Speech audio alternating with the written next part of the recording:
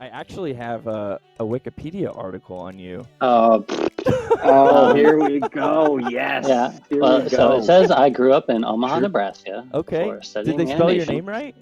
Yeah, my backstory is I've been in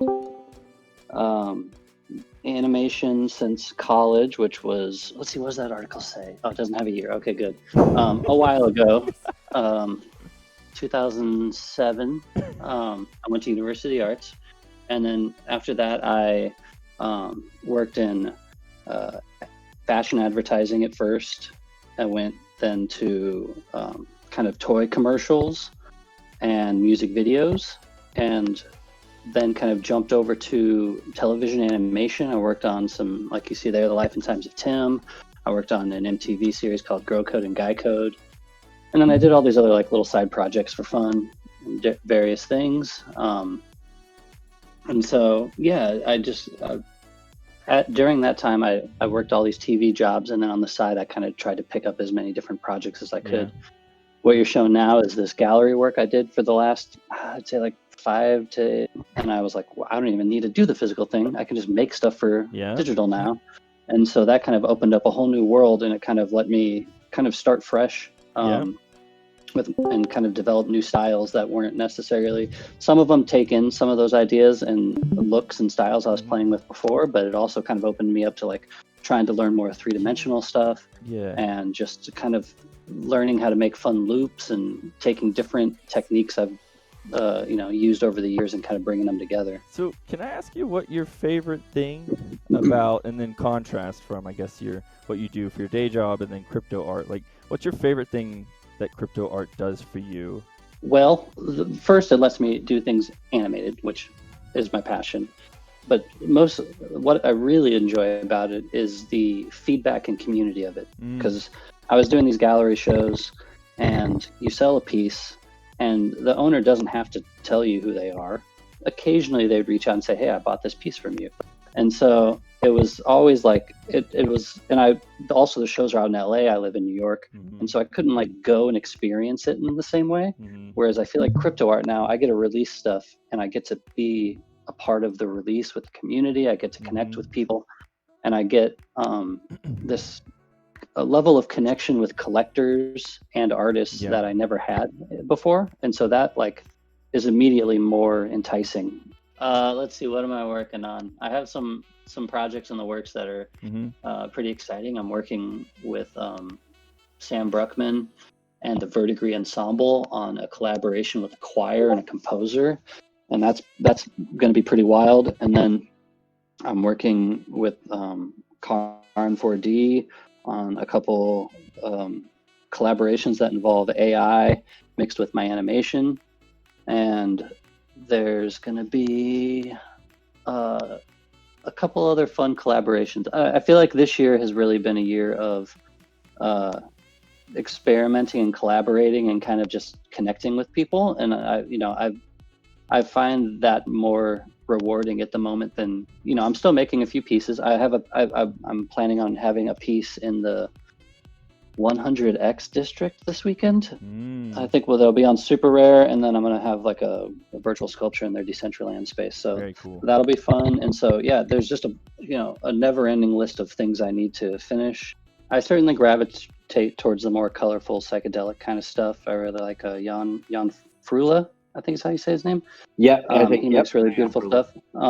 Agree. So yeah, I think that there's just when I joined a year ago, I feel like as an unlockable content, so anybody could actually like open it up and figure out how I did it. So that was kind of a fun and those little things make it so much more special to me. Like, and so like, again, I didn't care about art at all. I was the type of person who would have basically went to IKEA and just settled for whatever they say is, cool for that year, and maybe I'll just trade it out for another year. But I really do hope for the future one day, like each one of my walls has a digital frame, that looks just like a real piece of art, but it has like like I got my Brinkman wall over here, and I got, but it really is like, and strangely enough, like I feel like your art expresses me a bit, like just because like, I feel such a draw to it, like, and I don't feel like you would get to feel that, like the buffet per se. I don't feel like that opportunity would have happened without crypto and without like the whole playing field being like evened. You know what I'm saying? Like anyone can really, jump into this game now, and I hope the user experience becomes better and better, but it really gives anyone around the world the same opportunity as the next guy, and you don't have to kind of like work for the man and pump out these, deadlines and, just things that really cause you stress and actually harm the creative process. Like I can tell like this was like, you weren't like stressing through these things. Like it just feels like, it was a fun, as you can see, like the idea came really and then and if you want to go into it, you can explain it and I won't interrupt. I'm sorry. Well, oh, no worries. I think what you said is amazing, and it definitely nails it. And like you're saying, with something like the backstory here, when I make these behind the scenes and you're talking about like why you buy art and why it connects, I think having a backstory, whether it's how it was made or what it means, that gives a piece, something that you can then share when you show it to somebody. You can go, hey, here's this cool looking piece, but I know a little bit more about it than just what you see visually. And I think that is something that connects with people in a way. And I think that lets the pieces kind of, like you were saying, connect and become a part of their own, It feels weird. I feel like I'm stealing mind in a sense. I feel like I'm stealing your DNA somehow. I'm just borrowing it, bro, and just showcasing it in my house. But like with these, I looked at Terra Virtua, and I automatically gravitated toward the site because I'm a fan of movies, and I saw that you guys were doing all this cool movie stuff, and I saw this cool fan cave stuff, and I really love this idea of virtual environments. And so I was like, well, if I had a virtual environment that I could sit in and watch movies in, what would I want on the wall? And I would want to, and so I kind of started thinking about, I would want to be in what feels like a movie theater lobby. And so then I came up with these sketches, and then it becomes more of like a puzzle of like, how will I achieve these ideas? And so then it just becomes, and I don't always know how I'm going to go about it. Like this one, I started playing around with using cloners and then kind of turning them into these metaball things to get this like liquid effect. And it's like a lot of it's me just kind of learning, and I kind of create these puzzles for me to learn through to get that better. Liquid, man, and the shine. Wow. I honestly seeing it go from this to this is like, because I haven't looked at this. This is the first time. I probably should have. Like, it's all good. But this is like, honestly, that's really, really, you just don't. But that's like all it is. It's just a bunch of balls, and then you kind of meld them together, and it creates that kind of liquid feel. And so, like, there's a bunch of different ways you can go about doing it that like would feel like real liquid. But this is kind of like a fun. And the fizzy pops. I love little fizzy pops. Yeah, those are all hand drawn, frame by frame or whatever. But and then use a particle system. How long does this take, start to finish? Like, just say one of them. How long did one of them take? So this. So from I feel like idea... I did one. From idea to complete. Well, I had the idea, and then I kind of jumped around on each one. But I would say like each one maybe took a day or so. But then all together, the whole thing maybe took like a week or so, maybe. But yeah, it's kind of like, I work on it a little bit, I think about it, I come back to it, I add a little more. I ran into some issues of like trying to figure out how to make it so these cups spun seamlessly and didn't repeated right, and so then you hit some snags. And so I always find myself, because I create these problems I don't necessarily know the easy solution to, I start getting stuck, and then I have to like go watch some tutorials and come back. And so like if I knew exactly how to achieve it from the start, I'm sure I could have made it much faster. But I don't find that as fun as like overcoming the challenges. And I actually like know what you do during the day, and is it a documentary, a mini, like it's like 10 minutes? I can't remember. A little series where it shows how actually under the wire you guys are on these animations during your day job. And so I'm not asking about that. I'm actually asking about, like, do you have to force yourself to be patient on something like this? Because you said this takes a week, and then you're used to cranking things out in like a day. So Yeah, well, I would say like all three of them maybe a week. Yeah. But like this one, I probably made in like a day, just because I kind of figured it out. But then there's a lot of like small tweaks, and then getting the bouncing to feel right. It's a lot of back and forth. Yeah, Ben's right. During the day, I'm working on the Tonight Show, so I have to work in my evenings and nights for the most part, and the weekends. But like for this one, like the Terra Virtues, I took what I had originally started with a Prinxieland candy shop box, and then I was like, well, what if I take this really low poly box and I build it into an actual package? And then it kind of ties into what I was also doing with my Nimbuds packaging at the time. And so it kind of has this like feel to it, a little QR code that takes you to some website. I forget. I think it goes to my website. But I don't think anybody's gonna be able to scan it from that angle. Yeah. Okay. I hope. Did you want to touch on anything in this reel? I know I was just kind of scrolling as you were talking, and I wasn't sure if you wanted to actually talk about any actual particular screen here. Well, I like the popcorn. I kind of really enjoyed how that turned out, because that was just a bunch of simple shapes I made, and then I ran it through this particle system, and it really made it pop. But yeah, it was that's where I started. That was the beginnings of it, and then from there I kind of grew the idea and figured out how to do the other stuff in more of a 3D sense. Do we want to jump those in? Those are just 2D. Do you want to jump in? Here's a question. Here's a question real quick. For the ones that you released on Terra Virtua, Bryan, I'm going to put you under a little bit of pressure. Which one is actually your personal favorite?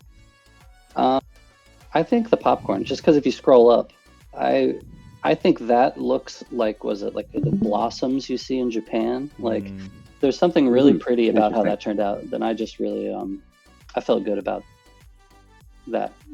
So how do you? So I do like the liquid. I think that turned out really cool. And the candies feel cool too, because I like the box. Each one has its own little thing that I feel good about.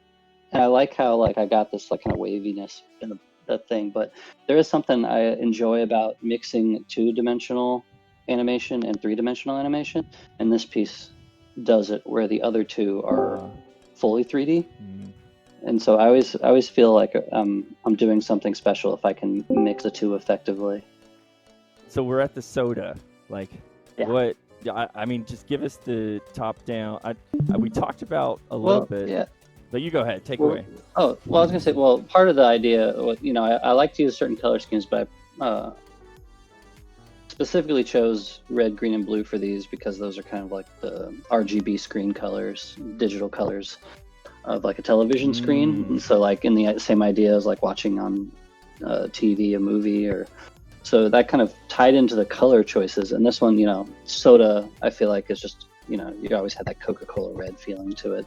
And so it lent itself for that, especially because it made it so like the soda stream kind of bounces off of it. I've never been able to say I feel like I can taste an NFT, but I'm there right now. Yeah. Dude, I think it's the fizzy pops. Like I really got to give you some super props for these fizzy pops, man. Like, thanks. Because that's at the movies. I really like. Oh my god, I never actually noticed that actually. Right? Those little fizzy pops that hit your nose. It's just an experience, and I appreciate that detail so much. So anyway. Yeah, no, especially like right now where it's been so long since we've been at the movies. There's something that really, exactly. Just having this like experience, brought back warm memories. Okay. How many calories are we looking here? Like we got. Well, especially because it's unlimited. That's not probably a lot. That's not to look. Oh goodness. No, seriously. So we actually have a question from Mandelstation here. Would love to know what software you use. Yeah, totally. Well, for the most part, I use After Effects, Cinema 4D. I think all of these are made in After Effects and Cinema 4D, and Photoshop. Like the dots on that and the stripes, that was done using Photoshop brushes from like Kyle Brush, and in the background it's hard to tell because of the compression, but there's like a felt texture to the background of it. And so that's a big mixture. Sometimes with like the 2D animated stuff, like those pops there, I'll use Adobe Animate, which used to be called Adobe Flash. But that's a great like vector-based animation tool with like onion skinning and stuff. And then sometimes for my early sketches, even though the one for this one I did on like a notebook page, I like to use like Procreate and stuff like that just to kind of do quick sketches and stuff. There is something very I guess cathartic, is that the word? That when you finish a piece, that you can go back and reflect on it and kind of like look at the steps you took and reanalyze that and like figure out what you learned along the process. And I always find that aspect really fun. It is an extra like step before you can release it, but does it help you it lets me understand the piece more. You refine your skills that way? Like, is that help you kind of break it down each project? And I just feel like you become more proficient. Yes, for sure. And it lets me just kind of backtrack, because I have crazy ADHD brain, and I'm always like going from one project to the next and bouncing back and forth. And it's nice to like go back and be like, okay, here's where I made these choices that at the time I didn't think were much, but they actually led to this like overall thing. And so a lot of the pieces I release come from ideas about the community and crypto art space and making art. I love, I've always gravitated towards movies and music about and art about the creative process. Movies about making movies, music about writing songs. And so I think that has always influenced me in a sense, whereas like this piece, it's just all about how folder structure is important to the creative process, because you have to keep yourself organized or you're going to get lost essentially. And so like it's interesting, and like it starts with that idea of like, okay, I want to make a flapping folder, and like what is it going to mean and why am I coming up with it? And then it's like it's sometimes some people will say like, oh, you shouldn't explain your art, but I like to explain my art because I like to understand my art myself. What's the point of not? I don't understand. Why would they? I'm a little bit confused by that. Why would no one want, like? I feel like it adds like so much I think some people like the mystery, and but I would rather, and some people want like the observer to discover it themselves. Yeah. Okay. Yeah, I do remember. Or like impart their own perspectives on it, and I think some art is good for that, and then some art. A lot of my art comes from a personal place where I'd rather people understand why I made it, No, I like that for sure. I want to ask a little broad question, like, basically, where do you see the crypto space going from here? Like, what are you most excited for, and what would make you really want to go out and like tell the world that this exists? Because it really is hard to kind of like teach people, but once they get it, they're in.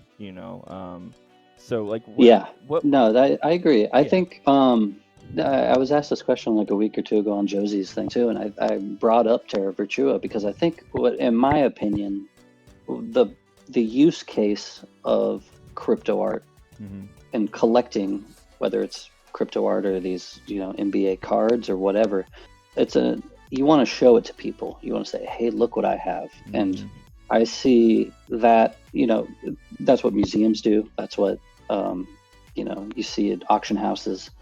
And I see what you guys are starting with Terra Virtua as the beginning of this idea of having our own virtual spaces to show off collections.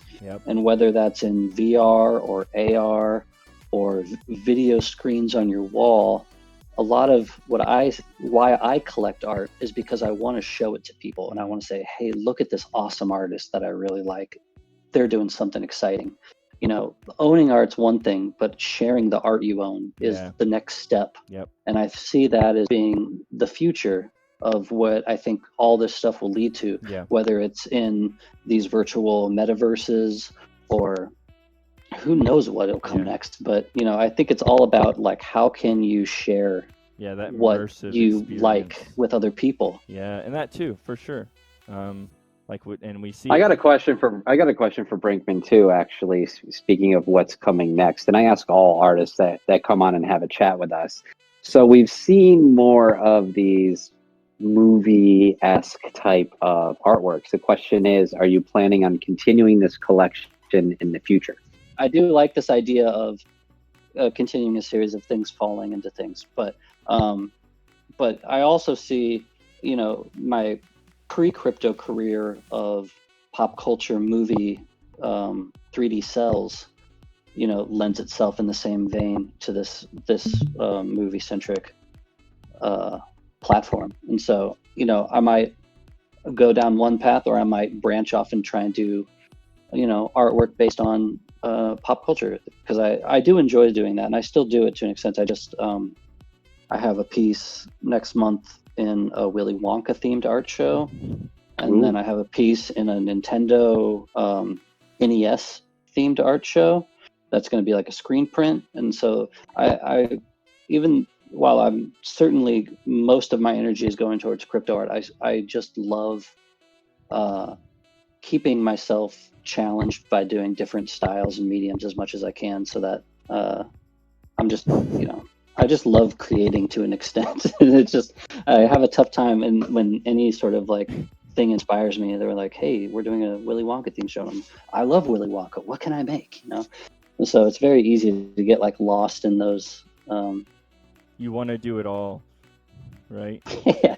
Well, it's just, it's so inspiring. If you're inspired, it's hard to stop that drive to create. Mm-hmm. And this was a really fun one because like I was learning how to use physics and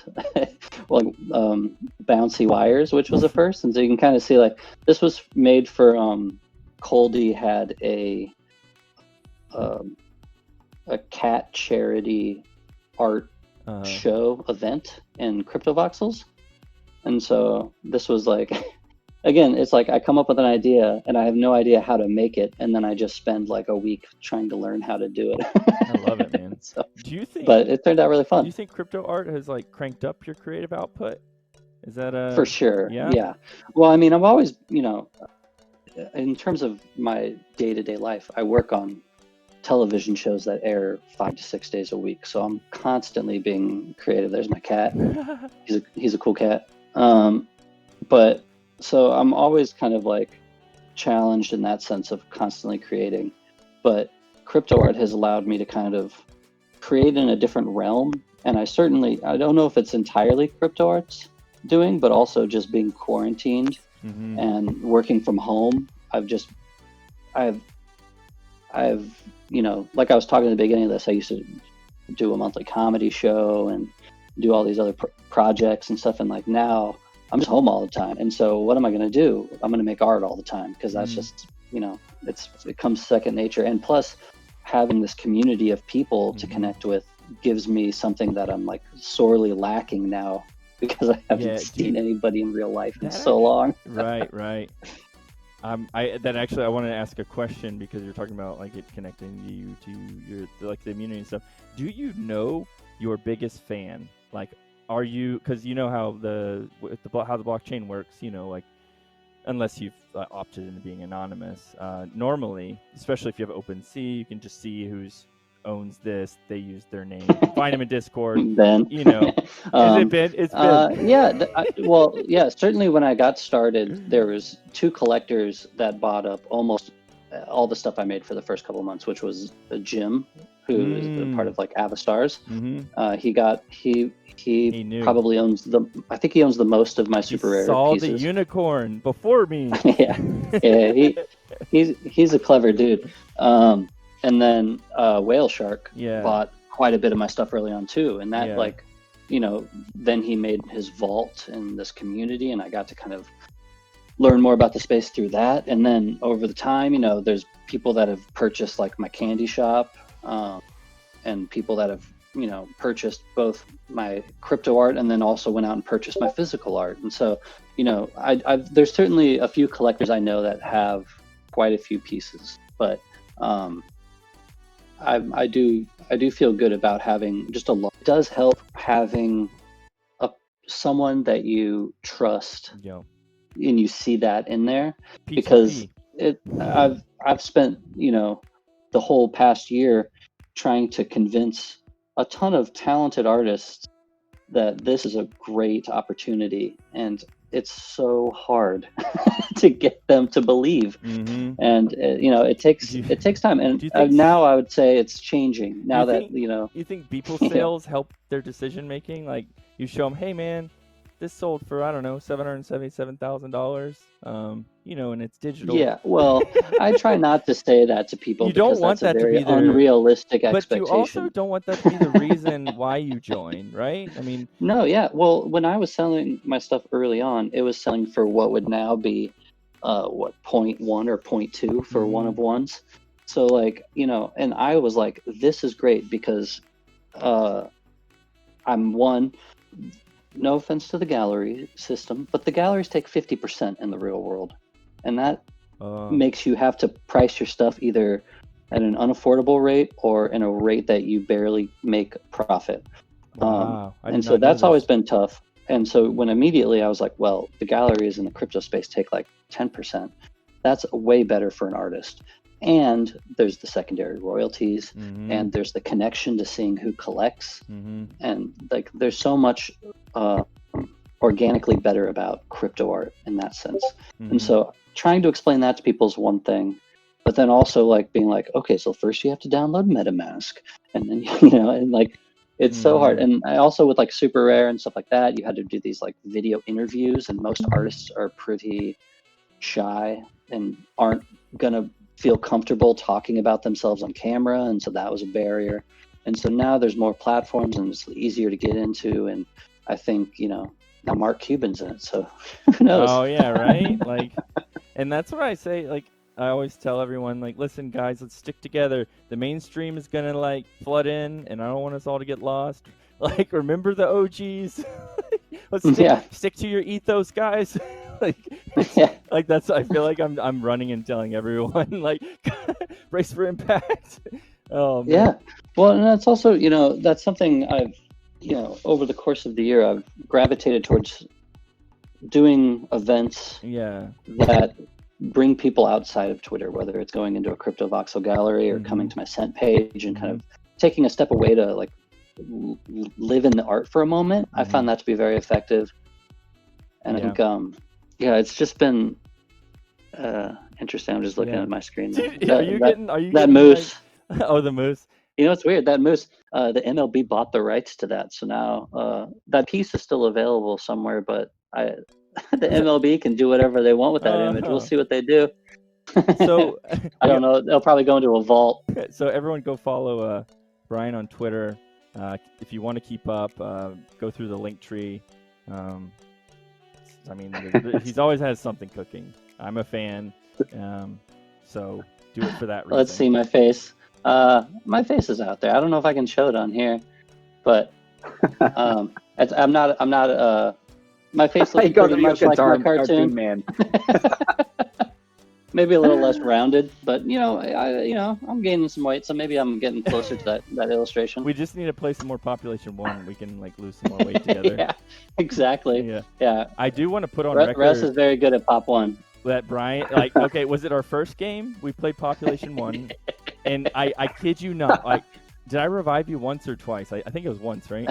Yeah, you saved me a few times. Somehow we won. Like, it was insane. Like, and I was like, that never happens. I was trying to high five him in VR. It's kind of weird and awkward still, but we made it work. It was cool. Yeah. Russ was my first VR online. What's the word? Partner? Yeah. It's the first time I ever played a VR online. I've played VR before, but I never did an online game. I'm gonna have to tell people that when you get super famous and you like lose my number somehow. I'm like, he knows me.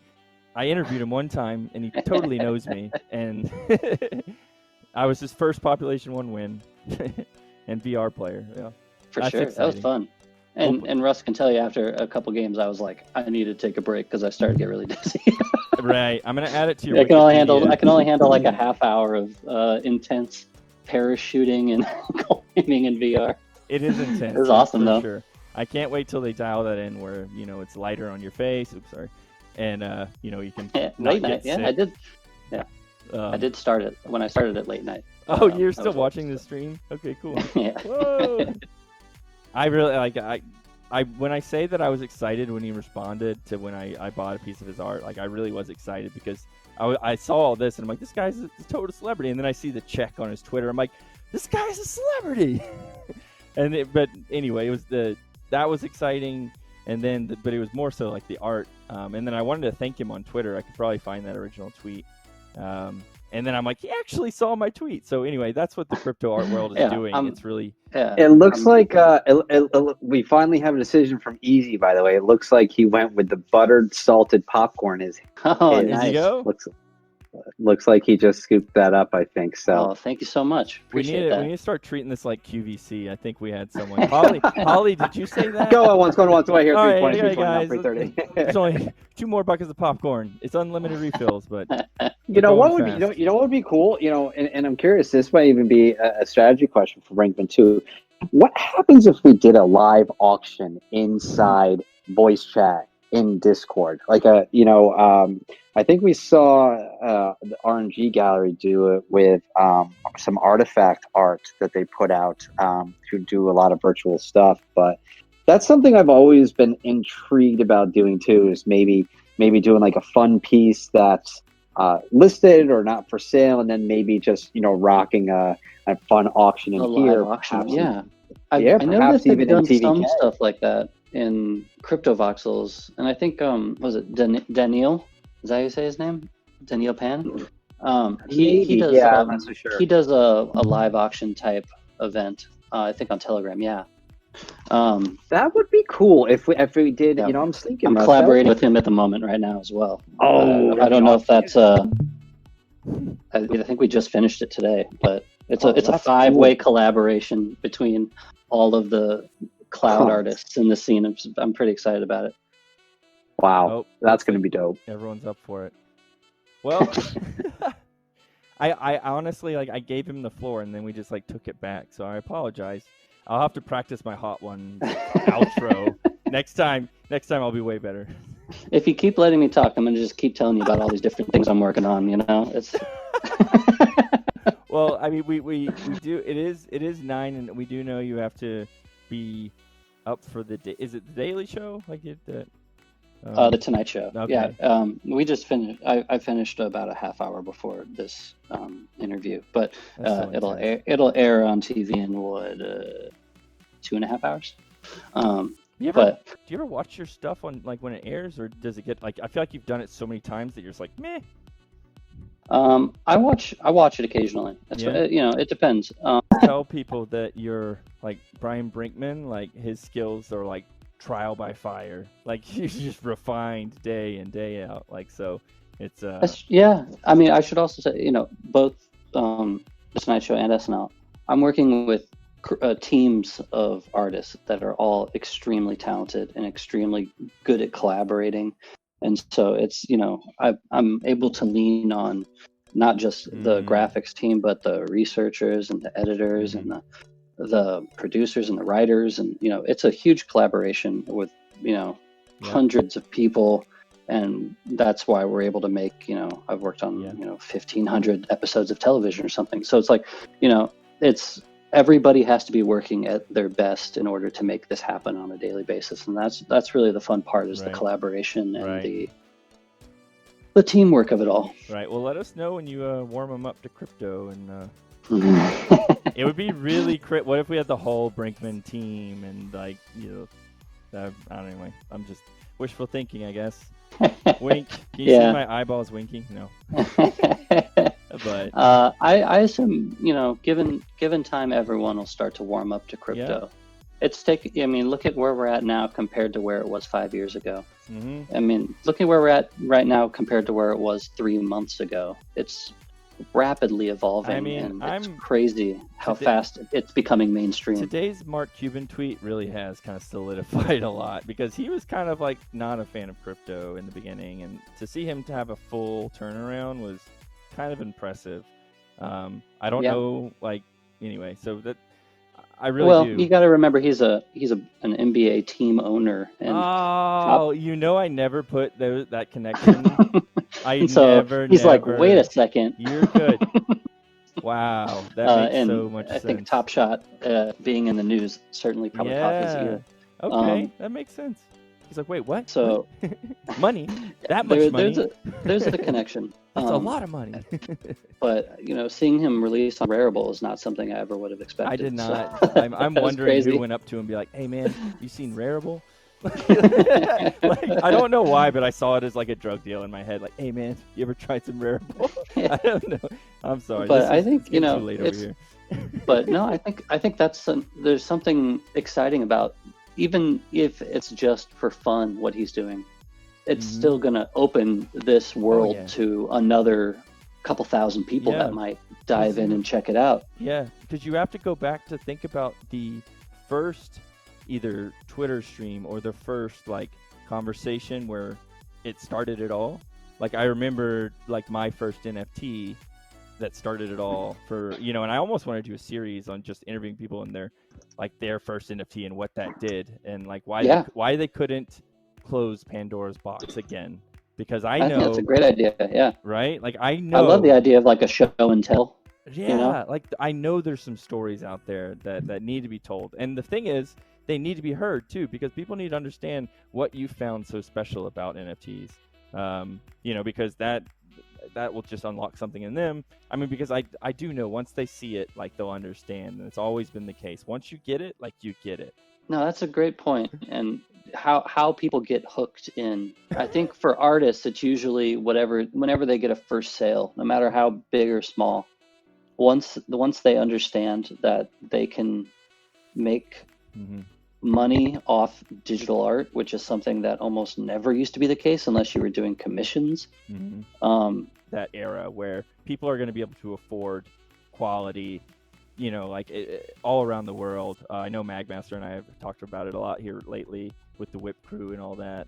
But yeah, I really feel like you're really connecting people to things that they've always, well, maybe they didn't know they wanted to be connected to, like me, like who wasn't really a big art fan to begin with. I'm like, oh my gosh, like I actually do like art. And I'm like, there's something inside of me that's like alive. I like this art, like I don't want to say like, I don't understand country music. So like, I always thought people were just collectively lying to themselves. No judgment. I know it sounds crazy. It's just how my mind worked. And now I'm starting to actually understand country music, but that's how I thought about art. I'm like, it's just, but then I see art like Bryan Brinkman and I see Stena Jones and I'm like, that actually like resonates with me. I actually had that aha moment and I hope everyone has the same, kind of thing. I hope everyone can experience that. And I hope we can actually foster an environment that really does it for the mainstream. So, with that said, I'm going to stop talking. No, I think that's a great way of putting it. And in the same way that I think country music thrives because of the communal aspect of the shows. Help me curb that a little bit. No, I mean, I'm not a big country music fan, but I understand the appeal. The appeal is that you can go to an arena, have a beer, and hang out with friends and have a good time. Oh, yeah. Absolutely. And the songs aren't going to challenge you too hard. You can just relax and let loose. That's a great point. And I think that is in the same vein as a lot of what's going on here, where it's not, there's not a high degree of art understanding. You just have to know that you like the art and you can collect it and you can have that community and you can share it. I think, there's something to that. There's also, people that are going to go want to listen to Tool songs and, look at the math of the chords and stuff. That's its own thing. But, that's not I've seen country shows and I've seen Tool shows. And one of them is much more challenging to watch, and one of them is much more fun. I can see that. That does make. And I think my art probably falls into the much more fun aspect and the much more challenging aspect. Yeah. Sometimes I think the challenging stuff I like to talk about behind the scenes, but I want the art to be immediately enjoyable. Yeah, I mean, I feel like we're getting we can't top whatever you just said there. So this is like. I always see like conversations almost like a symphony, and it's just like that. That was beautiful. Thank you. And I mean, with that, I really I want to thank you again for setting aside time. I know you have a busy schedule. We had to shift this one towards the evening because of it. Normally they're in. I appreciate it. 11 a.m. Thanks for dealing with me. No, absolute pleasure. Brian, I want to say myself, thanks for coming on. You've been just rapidly growing in this space. I think your character and your personality and you know, just the humble nature of yourself and the fun art you present is just a major contribution to the art side of the blockchain space. So super thanks for coming on and hanging out with us tonight. Appreciate that. Thank you.